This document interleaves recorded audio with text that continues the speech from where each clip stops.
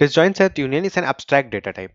अब सेट क्या होता है? सेट आपको पता है, जैसे set is an unique elements. जब यूनिक एलिमेंट होते हैं तो वो सेट हो गया, नहीं तो सेट नहीं तो सेट नहीं है। डिसजॉइंट सेट क्या होता है? दो सेट में अगर कुछ भी कॉमन नहीं है तो वो एक डिसजॉइंट सेट है, ठीक है। और यूनियन क्या होता है? abstract डेटा टाइप में एक ऑपरेशन है। तीन तरह के ऑपरेशन होते हैं, मेक सेट, यूनियन और फाइंड, ठीक है। मेक सेट क्या होता है? हम जो स्टार्टिंग में सब सेट बनाते हैं तो मेक सेट ऑपरेशन हो गया, ठीक है।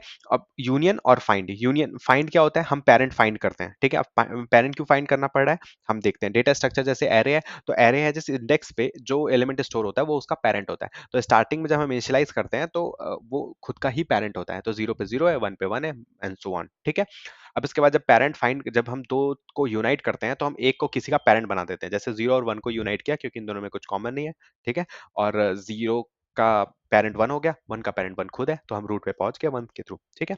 अब आते हैं फाइंड में। फाइंड हमारे टू टाइप्स के ऑपरेशन होते हैं, स्लो फाइंड और फास्ट फाइंड। स्लो फाइंड में क्या होता है कि हम जैसे इस इंडेक्स पे उसका जो इमीडिएट पेरेंट है वो स्टोर करते हैं, जैसे 7 पे 5 स्टोर हो गया, 5 पे 3, 3 पे 2, 2 पे 1, ठीक है। अब इसमें क्या होता है, जैसे आप देखो जैसे जैसे एलिमेंट बढ़ते जाएंगे वो ट्री बहुत बड़ी हो जाएगी, तो हमारा टाइम कॉम्प्लेक्सिटी बढ़ जाता है किसी भी पेरेंट को फाइंड करने का, ठीक है। अब इसके लिए हम यूज करते हैं क्विक फाइंड, जिसमें होता है पाथ कंप्रेशन। पाथ कंप्रेशन कुछ भी नहीं है, उसमें क्या होता है, जो हम जो जो रूट पेरेंट है वो स्टोर कर देते हैं इमीडिएट पेरेंट की जगह पे। जैसे मान लो 7 से हम 1 पे पहुंच रहे हैं ना, इमीडिएट मतलब इवेंचुअली, तो हम 1 स्टोर कर देते हैं।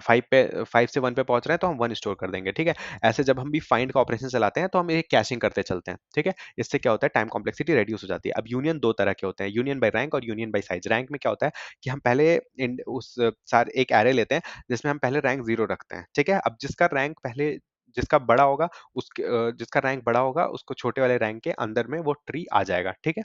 अब जैसे इसका मान लो वन का रैंक बड़ा था तो थ्री वाला इसके अंदर में आ गया, ठीक है। जब रैंक बराबर होता है तब किसी एक का रैंक बढ़ता है, और किसके अंदर डालना है, जिसके जो ट्री जिसके अंदर जाएगा उसका रैंक बढ़ जाएगा। अब बस यही सेम ऑपरेशन हमें साइज के साथ भी करना होता है, ठीक है। जिसमें साइज में बस क्या होता है कि नंबर ऑफ एलिमेंट्स जो है ना वो हम साइज की तरह यूज करते हैं, और जैसे ही जिसके अंदर में वो ट्री मर्ज होती है उसका हम साइज इंक्रीज कर देते हैं। अब फटाफट हम कोड देख लेते हैं, तो ठीक है।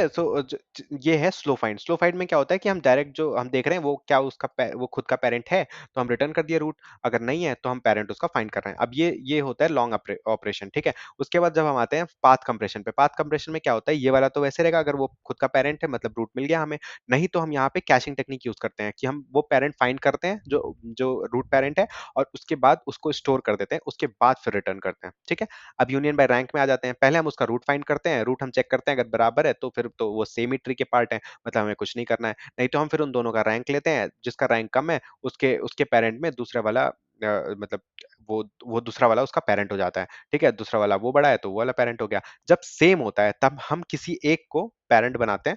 आप जे का आई भी कर सकते हो, कोई सी नहीं, उसका बस उसका रैंक इंक्रीज कर देना आप, ठीक है।